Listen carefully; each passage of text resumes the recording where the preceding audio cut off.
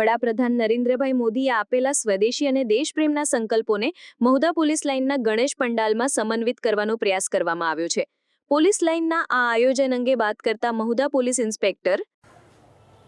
R.K.. Goyal, police inspector, Mahudha police station. Mahudha police station ખાતે ગણેશ ચતુર્થી નિમિત્તે eco friendly ગણપતિની સ્થાપના કરવામાં આવેલ। ભૂતકાળ આપણે જોઈએ તો લોકમાન્ય તિલક દ્વારા દેશમાં અંધશ્રદ્ધા અને સ્વદેશી ચળવળના ભાગરૂપે ગણપતિ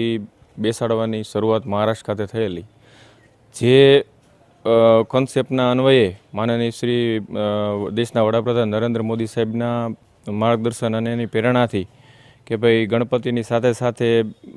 દેશ જાગૃતિના તથા દેશનું જે હમણાં ભારત પાકિસ્તાનનું જે યુદ્ધ થયું તેને રિલેટેડ ઓપરેશન સિંદૂર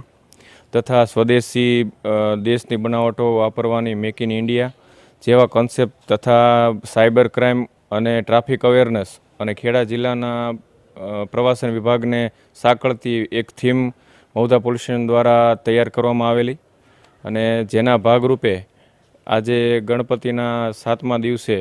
આપણે મળી રહ્યા છીએ અને ગણપતિના ઉત્સવની સાથે સાથે વિસ્તારના નિવૃત્ત આર્મી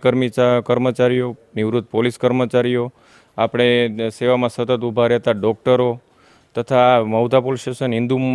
મુસ્લિમની દૃષ્ટિએ ખૂબ જ સેન્સિટિવ છે, જેથી લોકોમાં હિન્દુ અને મુસ્લિમ વચ્ચે ભાઈચારો કેળવાય તેનો એ હિન્દુ અને મુસ્લિમ આગેવાનો દ્વારા ગણપતિ દાદાની આરતી કરવામાં આવેલી અને મુખ્ય કે આર્મી નિવૃત્ત શહીદ શ્રી વિજયસિંહ સોઢાના પત્ની સપનાબેન દ્વારા આપણે એના મુખ્ય મહેમાન તરીકે આરતીમાં બોલાવી અને એનું મુખ્ય આરતી મહેમાન તરીકે બોલાવી અને આરતી ઉતરવામાં આવેલ છે, જેથી આવા વિવિધ કન્સેપ્ટ સાથે કુલ 12 મુદ્દા સાથે આપણે ગણપતિની સ્થાપના કરવામાં આવેલ છે, જેથી લોકોમાં જાગૃતિ કેળવાય અને જાગૃતિ આવે તે માટેનો ખાસ કન્સેપ્ટ હતો।